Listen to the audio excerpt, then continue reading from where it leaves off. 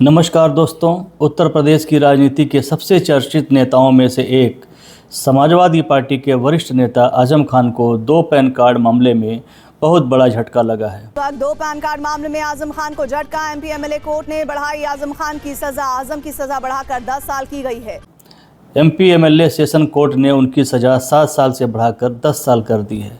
उनके बेटे अब्दुल्ला आजम की जेल की सजा बरकरार रखी गई है, लेकिन जुर्माना बढ़ा दिया गया है। इस पूरे मामले के बाद देश में कई तरह के सवाल उठ रहे हैं।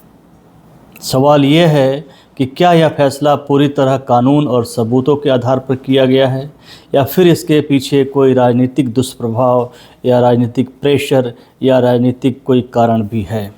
दूसरा सवाल है, अगर एक नेता के खिलाफ सज़ा बढ़ाई जाती है तो क्या ऐसे ही मामलों में दूसरे राजनीतिक दलों के नेताओं के खिलाफ भी इसी तरह की समान सख्ती दिखाई जाती है, या कुछ ढिलमुल रवैया अपनाया जाता है। तीसरा सवाल है, क्या जांच एजेंसियां सभी राजनीतिक दलों के नेताओं के मामलों में समान रूप से सक्रियता दिखाती हैं, समान रूप से एक्शन लेती हैं, या फिर विपक्ष के नेताओं के मामलों को ज़्यादा प्राथमिकता और सरकार के इशारे पर काम करती हैं। जब किसी विपक्षी नेता पर कार्रवाई होती है तो सरकार कहती है कि कानून अपना काम कर रहा है, लेकिन जब सत्ता पक्ष के किसी नेता पर आरोप लगते हैं तब जांच और कार्रवाई की गति ढीली हो जाती है।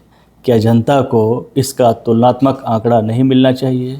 आजम खान के समर्थकों का आरोप है कि उनके खिलाफ वर्षों से लगातार मुकदमों की श्रृंखला चलती आ रही है। क्या यह सिर्फ संयोग है, या फिर इसके पीछे कोई राजनीतिक कारण? क्या भारत में राजनीतिक प्रतिद्वंदिता और कानूनी कार्रवाई के बीच की रेखा आम जनता के लिए पूरी तरह स्पष्ट है, या इसमें भी राजनीतिक हस्तक्षेप है? क्या है? क्या सरकार और जांच एजेंसियों को देश के सामने एक विस्तृत रिपोर्ट नहीं रखनी चाहिए कि पिछले 10 वर्षों में कितने विपक्षी नेताओं पर ईडी, सीबीआई, आयकर विभाग या अन्य एजेंसियों ने कार्रवाई की? उनमें से कितने मामलों में अदालत से लोगों को अंतिम सज़ा हुई? और उतना ही महत्वपूर्ण सवाल यह है कि कितने सत्तारूढ़ दल या उसके सहयोगी दलों के नेताओं पर भी इसी तरह की कार्रवाई हुई? देश ने ऐसे कई मामले देखे हैं जहां किसी नेता पर गंभीर आरोपों के बीच जांच चल रही थी, लेकिन बाद में वह नेता राजनीतिक पाला बदलकर सत्ता पक्ष या उसके सहयोगी दलों के साथ दिखाई दिया। ऐसे मामलों में जनता के मन में सवाल उठना स्वाभाविक है। क्या एजेंसियों की कार्रवाई का परिणाम अदालत में दोष सिद्ध होने के रूप में सामने आया, या अधिकांश मामले में केवल जांच और आरोपों तक सीमित रहे?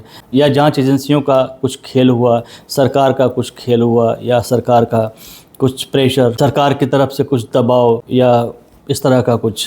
क्या जांच एजेंसियों की कार्रवाई का परिणाम अदालत में दोष सिद्ध होने के रूप में सामने आया, या अधिकांश मामलों में केवल जांच और आरोपों तक सीमित रहे? क्या सरकार यह बताएगी कि विपक्षी नेताओं पर हुए कुल कार्रवाइयों में से कितने मामलों में अदालत ने दोष सिद्ध किया और कितने मामलों में आरोप अभी भी लंबित हैं? क्या सरकार यह भी बताएगी कि जिन नेताओं पर पहले गंभीर आरोप लगाए गए थे और बाद में वे सत्ता पक्ष के साथ चले गए, उनके मामलों की वर्तमान स्थिति क्या है? अगर कानून सबके लिए बराबर है तो फिर आंकड़े सार्वजनिक करने में हिचकिचाहट क्यों है?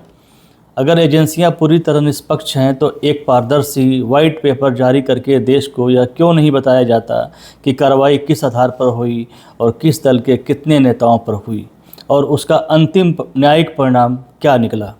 क्योंकि लोकतंत्र में केवल कार्रवाई दिखना ही पर्याप्त नहीं होता। जनता यह भी जानना चाहती है कि कार्रवाई का अंत न्याय में हुआ, या केवल राजनीतिक सुर्खियां बटोरने के लिए, या केवल राजनीतिक विद्वेष के लिए कुछ ऐसी कार्रवाई को अंजाम दिलाया गया, या कुछ इस तरह की एक्टिविटी की गई जिससे कि जो फैसला है वो प्रभावित हो। यही सवाल आज देश पूछ रहा है। क्या न्याय सिर्फ कागजों में होना चाहिए और उसको दिखाई नहीं देना चाहिए?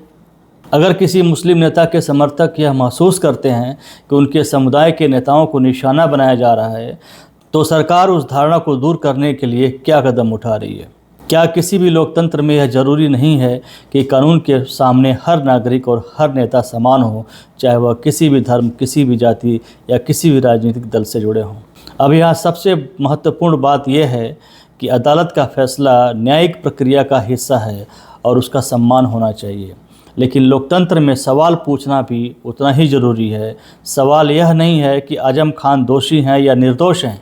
सवाल यह है कि क्या देश का हर नागरिक यह महसूस करता है कि कानून सभी के लिए बराबर है या बराबर नहीं है?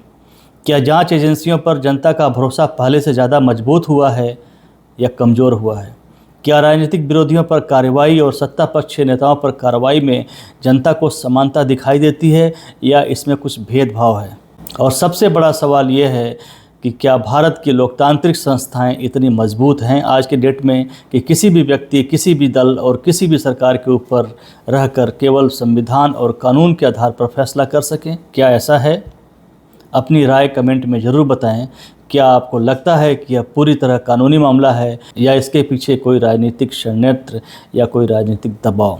वीडियो पसंद आए तो लाइक, शेयर और चैनल को सब्सक्राइब करना न भूलें। धन्यवाद। नमस्कार।